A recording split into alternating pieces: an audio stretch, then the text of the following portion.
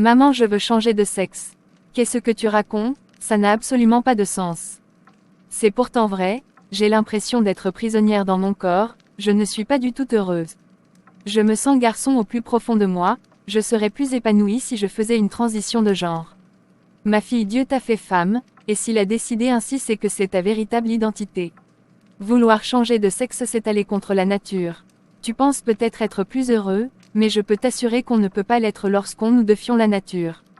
C'est ma décision, maman, je comprends et respecte ton avis, mais je suis majeure, donc je vais tout de même faire cette transition. Alors nous sommes ici pour permettre la rencontre entre ceux qui désirent changer de sexe, et ceux qui l'ont déjà fait, afin de permettre un partage d'expériences qui permettrait aux aspirants à prendre une décision éclairée. Alors moi c'était dit, il y a 3 ans j'ai décidé de faire une transition pour devenir un homme.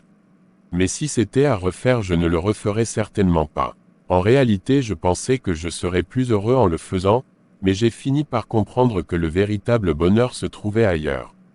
À ce jour, je voudrais redevenir une femme, mais je suis allé beaucoup trop loin. Il y a des jours où j'ai envie d'en finir avec ma vie tellement je ne la supporte pas. Je ne supporte pas de me regarder dans le miroir.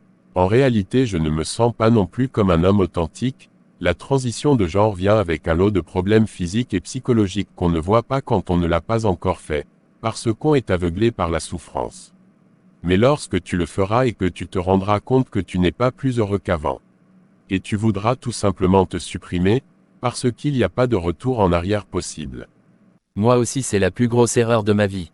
J'ai plusieurs fois tenté le suicide. Plusieurs m'ont encouragé à faire la transition, médecins, amis, psy, etc. Mais une fois que je l'ai fait, j'étais seul face à ma douleur et aux conséquences. Ma détresse s'est amplifiée par 10, et un jour seul dans ma chambre et dans le désespoir, j'ai crié à Jésus que je ne connaissais pas. Je lui ai dit que s'il me délivrait de cette souffrance, je le servirais et serais un instrument entre ses mains pour empêcher d'autres personnes de faire la même erreur. C'est pourquoi j'assiste à ces réunions. Et je suis ici pour vous dire que la solution à votre mal-être n'est pas la transition de genre mais Jésus. Peut-être que vous avez essayé beaucoup de choses pour vous sentir mieux sans succès, mais qu'avez-vous à perdre en essayant Jésus? Il dit dans sa parole, Psaume 50 verset 15, et invoque-moi au jour de la détresse, je te délivrerai, et tu me glorifieras. Si toi aussi tu l'invoques dans sa bonté, il te répondra. Et si vous avez besoin de mon aide pour prier, je suis là pour vous. Maman, j'ai changé d'avis concernant la transition. J'ai fait la rencontre d'une personne merveilleuse qui m'a complètement restaurée. En réalité, ce dont j'avais le plus besoin, c'est de me sentir aimée et de m'apprécier moi-même. Il a su combler ce vide en moi et à présent je me sens vraiment comme une personne spéciale. Waouh, mais de qui s'agit-il? Il s'agit de Jésus. La Bible déclare dans Jean 8 verset 32, que Dieu a tant aimé le monde qu'il a donné son Fils Jésus, afin que quiconque croit en lui ne périsse point mais ait la vie éternelle. Aujourd'hui je suis né de nouveau, mon âme est sauvée et restaurée car j'ai décidé de croire en lui et le suivre.